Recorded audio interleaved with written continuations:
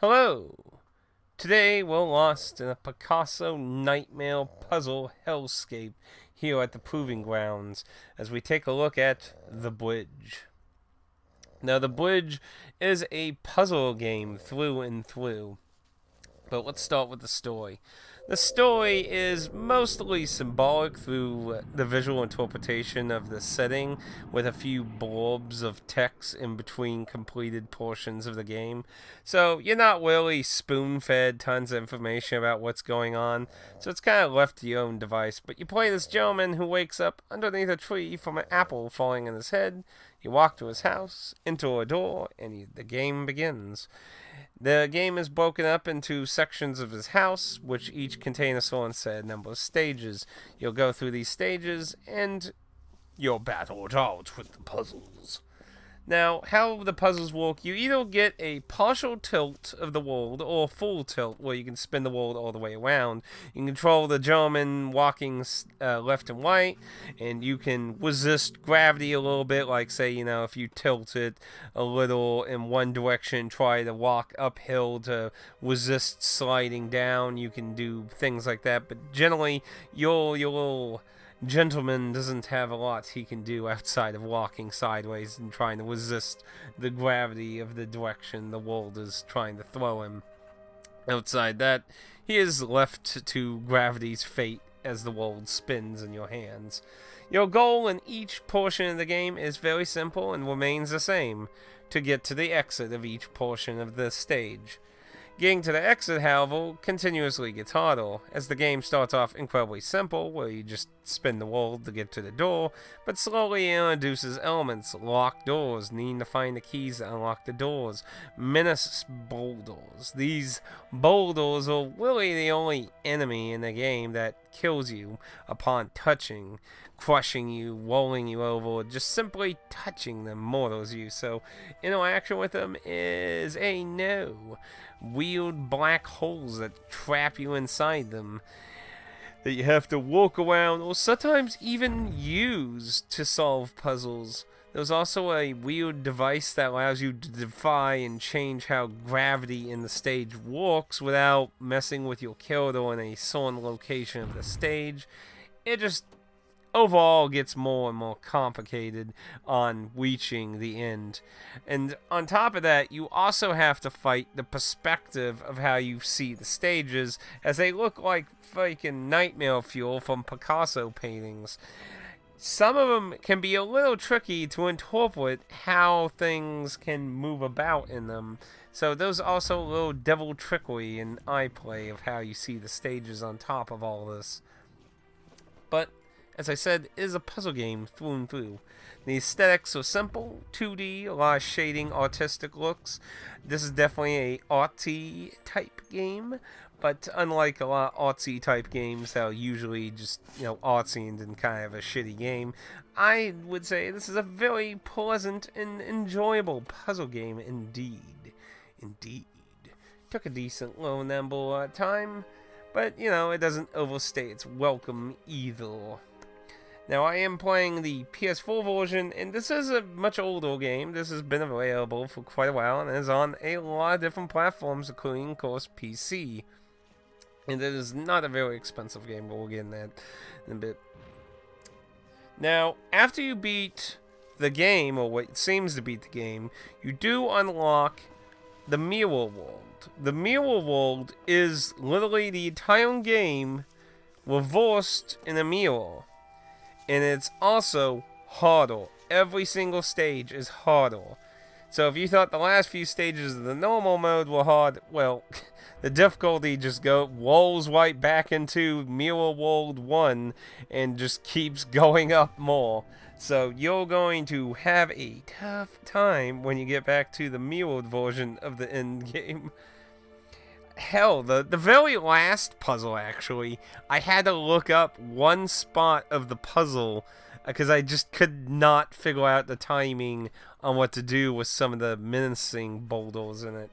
So, outside of that one time, I never had to look up any of them, but sometimes I had to sit there fucking trying to figure out what to do. Some of them will definitely have you sitting there trying to spin your way through the victory. spin to win, as they say. Spin to win. Now, what would I say the bridge's value is?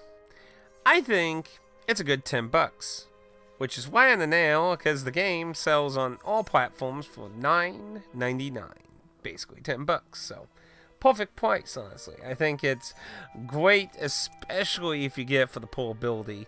A puzzle game, in my opinion, is always great for killing some time, using some logistics and thinking out your time. So car trips, breaks, killing some time at the doctor waiting room, something like that.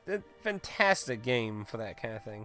And it's an enjoyable puzzle game, so if you really do enjoy puzzle games, you can obviously play it at home too in that. But, you know, it depends on your enjoyment of puzzle games. Some people suffer greatly from puzzle games. Interestingly enough, if you look at the trophy list for the game on the PlayStation side of things, only 2.2% of people finished the final chapter of the Mirror World. And hell, walking across the bridge, which is the ending of both the normal and Mirror World, they both have minor differences to them, but you walk across a bridge, hence the bridge. But that one, just for the normal ending, has 5.1% people completion rate. So a lot of people like really dropped off finishing this. Like chapter 1 has 53.8% people completed chapter 1 of normal mode, and it just goes to 30%, 19%, 5.2%, 3.2, 2.7, 2.4, 2.2. It just plummets. People just rage quitted this game. So this was definitely not everyone's cup of tea, for sure. So, if you're looking for a good puzzle game, I recommend it. $10, great deal, fantastic price. Now, you're looking at the PS4 version, and of course, if you know me, I enjoy my physical copies, and indeed, this did get a physical copy on PS4 only. As far as I know, on everything else, it is digital only, at least at the time of this video. Could be potential of maybe a Switch version, because it is on Switch, and you know, a lot of companies are pumping out Switch physicals, so could be a chance maybe that down the road. If you want, I would bug, obviously, the limited companies to look into that. But it is on computer, of course. You can get DRM Freedom Humble Bundle. And of course, it's on Steam. It's on the 360, Xbox One, on Ouya. If you can you even download anything on the Ouya still? I don't think you can download anything on the Ouya still. But it's on Ouya, so if you can, I guess pull that out. It's on PS3, PS4, PlayStation Vita, Wii U, and the Nintendo Switch. Kind of a shame it ain't on the DS. I wouldn't imagine it being too complicated to put out like the 3DS, but I guess they didn't really do that. To be fair, smaller screen, so maybe they just thought, the screen wheel state's kind of small. Maybe that's why. Because to be fair, some of the puzzles would be kind of hard to do if you couldn't see everything on screen, and it would be smaller. So, Now, what's interesting with the Wii U and the PlayStation 4 versions, at least, I would imagine the Nintendo Switch probably has these too, but as far as I can look up, I couldn't find any real information on the Switch version, but the Wii U and the PS4 versions have tilt controls, so if you want to control the rotating of the world with your controller, you have that option, and the Wii U version does have touchscreen options, which again might be in the Switch version, but I'm not really sure. I couldn't find any real details there, and I didn't want to dig through 5 million videos to get to that. Might have to look in that in your own volition, but it works perfectly fine on a controller. Like I said, you move left and right, you can use the trigger buttons to rotate the world. Not very complicated and overall necessary to have tilt controls, but, you know, just throwing it out there in that interest. Now, if you want the physical version, I would recommend you to head to hardcopygames.com right now, because they still do actually have copies of this. Now, how hard copy games do is they have a normal copy and a variant copy of all their titles so far. The original copy, which is what I bought the bundle, which all was the original covers, to save money on shipping, obviously, shipping gets you a lot with these companies nowadays, so bundle options, please give me bundle options, save like 10-20 bucks on shipping here. But there is a variant copy for $24.99. These are ESRB weighted. They are American weighting board versions. So, if you're into completionist collections, this would technically count to your American collection. But the variant copy only has 600 copies. It doesn't say how many they have left, but it is available still. So it's $24.99 if you want the hard copy. When the digital game's $10, $24.99 is not like a horrible price, but I probably would liked it more at the $19.99 range. This isn't a incredibly long game unless you're really bad with puzzles. So, if you know me, like, I always consider the $19.99 price area to be like the acceptable low tier brand new price, because let's be honest, if you go low on that, you're not really making a whole lot.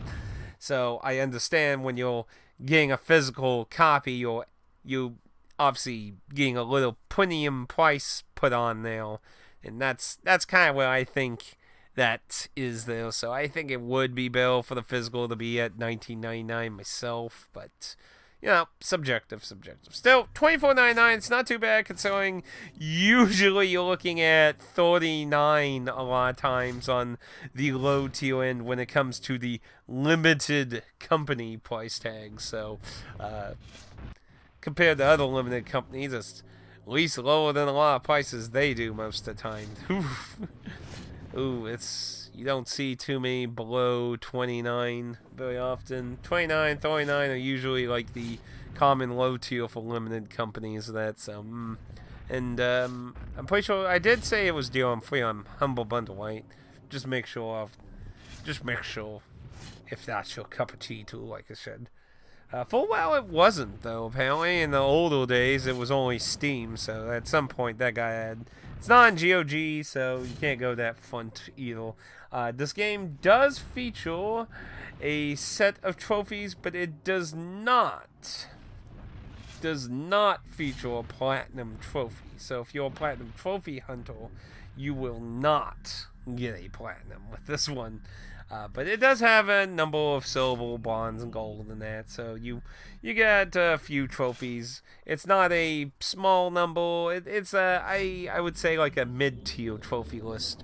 You got those low tier, mid tier, and then the full list. So I'd say it's like a mid-tier list of trophies. And I always find trophy lists really inconsistent these days. Like, I see like little short games sometimes have full platinum trophies, and then while other games I feel like this game I feel could easily have a full trophy list, doesn't have one. It's just really odd sometimes to me. Hell, I remember there's a Metroidvania game I tried that I got that Pad really likes that has like a really small trophy list. It's like, why doesn't it have a platinum trophy list? I don't know.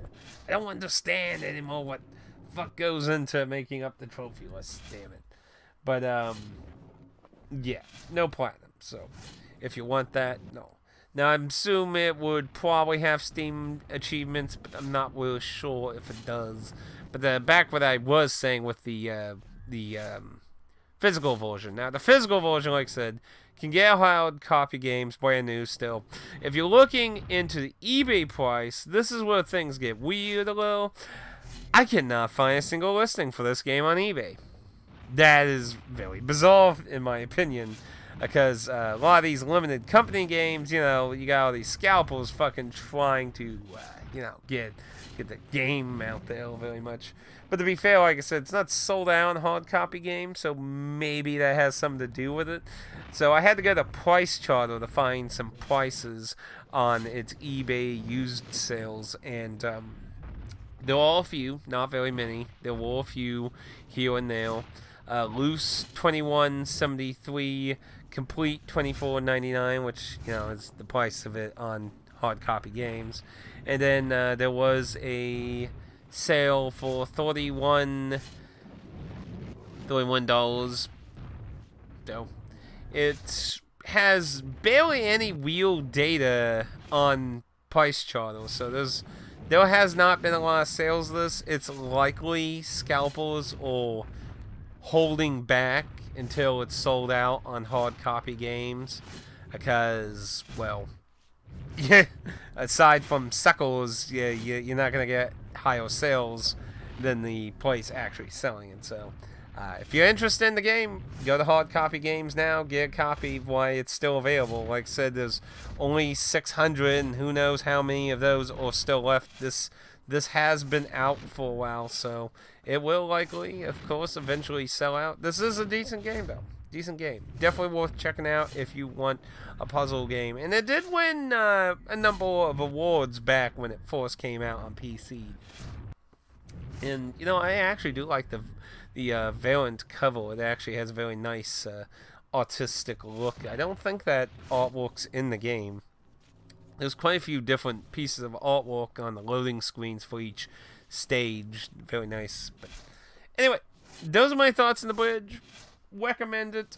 Not really going to go into a spoiler section because the game's story is just kind of really out there. So I personally didn't really pay it a lot of mind. But there is a story there, and there is talk and debate about the meaning of everything that happens in the game. So if that kind of thing is your cup of tea, because I love that kind of thing with Dark Souls, the Souls games and such, so nothing against that, but I didn't really get dragged into the game too much in a story sense. I really enjoyed the puzzles, though, so that is how it is. Anyway, those are my thoughts on the bridge. If you feel like you learned anything interesting, please feel free to leave a like. And if you feel like you learned absolutely nothing of interest at all, feel free to leave a dislike. Guilt-free, and until next time, I'll see you out there on the proving grounds. And of course, you can leave a comment down below or message me on Twitch if you have any questions, of course. So, take it easy and have a good day.